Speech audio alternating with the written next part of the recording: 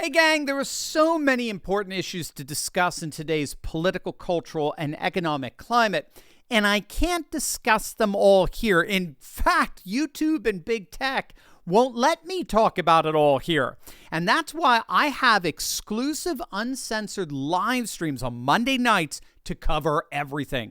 On Monday nights, I share all my thoughts and answer your questions in an in-depth, casual format that prepares you for this upcoming election with the truth. Today, I want to show you a quick clip from a recent stream that I hope will help you think clearly about these important issues, as well as encourage you to join our movement.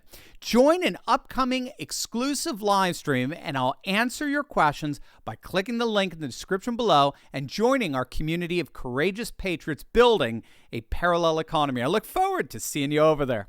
Elizabeth says, how does hypernormativity work with Americans who do know there is another way of living? We are not Russians or Chinese who've never known real freedom. Yeah. Well, yeah. I'd be careful with Russians on that. I mean, Russians would say they're freer than us. They live under more of a what you call what do they call it? An autocratic libertarianism.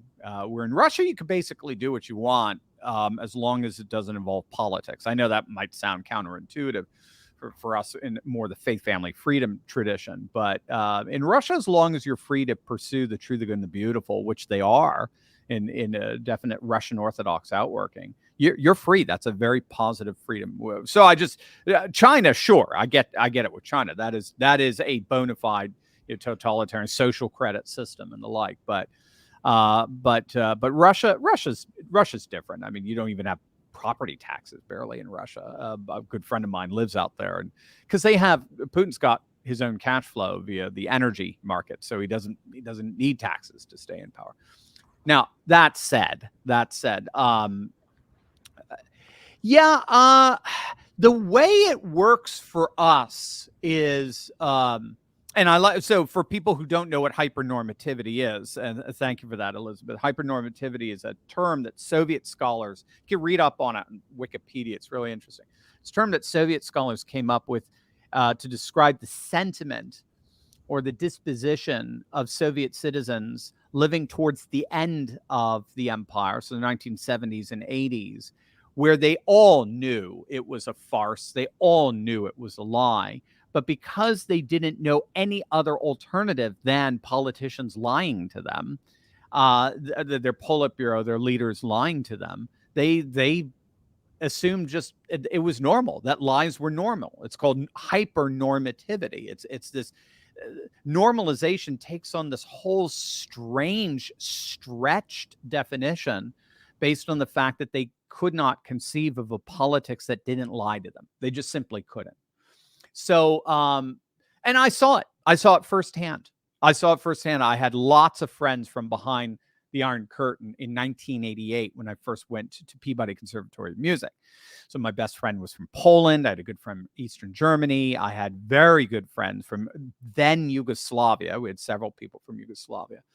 And the fundamental difference between them and the Chinese students from mainland China, from Beijing and Shanghai, all the Chinese students totally trusted their government. They thought their government was great.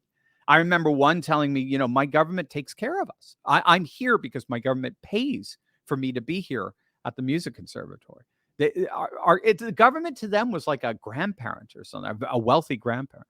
Whereas all the students from Eastern Europe mocked, ridiculed, and lampooned their leaders. They thought their leaders were clowns. They were drunk, lying communist thugs.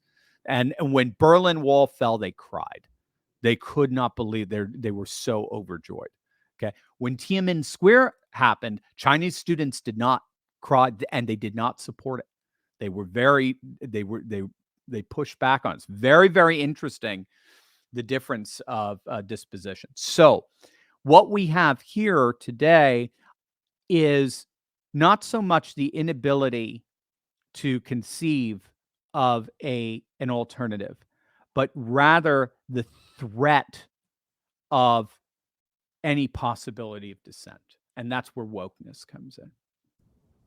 So wokeness is the tyrannical ideology that our billionaires and bureaucrats use to keep us in line. And wokeness does two things. It morally hollows us out. So we become very compliant to WEF and, demons in Davos and Brussels and Washington, D.C. and London and Wall Street goals, which are in the end, as you know, is to they see this as their Rockefeller Vanderbilt moment to reconfigure the world, the planet's energy systems around green initiatives, so they can be on the ground floor of the new oil, basically, which they see as green energy in there. And so, but none of us want it, so they have to use coercive means to get us to change. So that's where wokeness comes in. It turns us into subservient, servants, quite literally, of this agenda. And then for those who refuse to comply, we're excommunicated. We are literally declared heretics. So we're racists, we're bigots, we're homophobes. So the idea, hypernormativity, appears in this sense, not because there isn't an alternative. They do know there's an alternative, but there's not a viable alternative. Because the moment I embrace an alternative, I'm excommunicated from society. I can't get in. Think about how absolutely insane it is to debank someone. Think about it, how extreme that is. I could be guilty of murder and still have a bank account. I can be guilty of, ravaging another human being in a rape act. I could be guilty of that. I could be in prison for that and still have a bank account. Heck, they'll probably say, I'll have some prison activists say that I have a human right to a bank account. But you so much as, you don't even show up to J6. You just get associated with J6. They'll strip you of everything. So that's how hypernormativity works in our age today. It's not, we're not behind a Berlin Wall where an Iron Curtain, where we're not familiar with an alternative way of doing human life. We are familiar with it, but we're basically told you go anywhere near that and you're going to get excommunicated.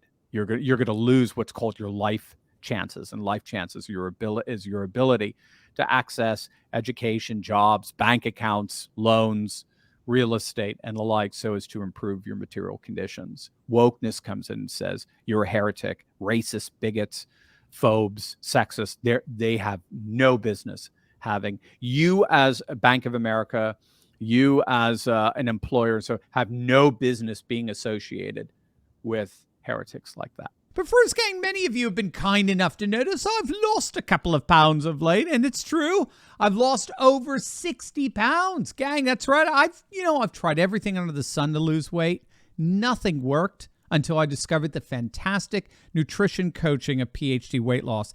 PhD Weight Loss is a 100% over-the-phone nutrition behavior coaching program that I simply could not possibly recommend enough. I was able to eat delicious meals, all the while reaching my weight loss goals in record time. And frankly, it was one of the easiest things I ever did. They completely take out all the guesswork behind what, when, and how much to eat. They make the process painless, simple, and as easy as possible. Dr. Ashley Lucas has helped thousands achieve their health goals over the last 15 years. And the best part about PhD is that once you hit your goal weight, your maintenance support is free. So when you need that little adjustment to help get rid of those pesky pounds coming back, you got nothing to worry about. They've got your back. Make sure to click on that link below and join myself as well as thousands of other patriots who are taking back control of our health. We know the demons at Davos want us docile and unhealthy so as to remain complacent against their agenda, but your health goals are very much in reach. Speak to the very people who helped me become my healthiest self by clicking on that link below right now. Interesting word, excommunication. It parallels this next question from John Willard. He wants to know, would you say Trump is our Martin Luther? We need a political reformation against the dogma of the woke left. Yeah, that's cool. And it's funny, of all the times I talk about refeudalization or neo-feudalization, which is what scholars such as, what is his name, Stephen Kotkin, if I recall, calls our age today. There's a number. There's a British scholar who uses the term post democracy. I don't like it because it's not very descriptive. I like neo-feudalization better.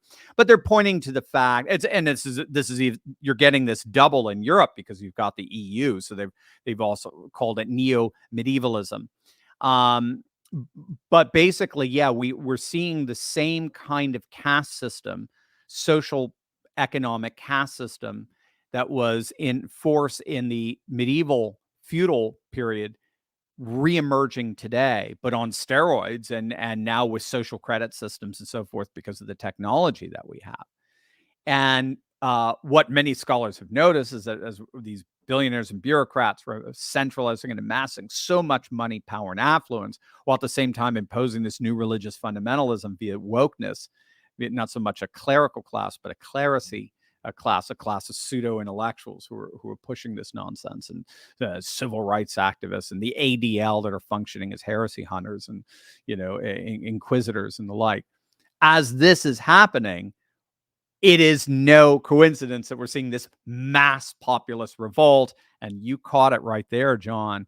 That mass populist revolt back in those days was called the Reformation, the Protestant Reformation, which pushed back against the feudalized system of Christendom. And so of course you had the Holy Roman Emperor, who represented political power. You had the Pope, who represented ecclesiastical power, and then there was pushback against that, led by Martin Luther and the reformers, John Calvin, and the like. And so Zwingli, and so in many respects, that's what I think we're seeing, both in Europe and the United States now, is a massive populist pushback akin to the Protestant Reformation. So in that sense, yes, in many ways, Trump would be our Martin Luther. Or some might even say, to a certain extent, Nigel Farage was the Martin Luther, because Brexit was really the first shot heard around the world that globalist structures were beginning to shatter. And Trump was a follow-up to that. I hope you enjoyed that clip of my Monday night Insiders Club live stream. Join us live next week by clicking on the link in the description below and joining the coalition of patriots worldwide building a parallel economy to return to our roots of faith, family, and freedom. Click below right now.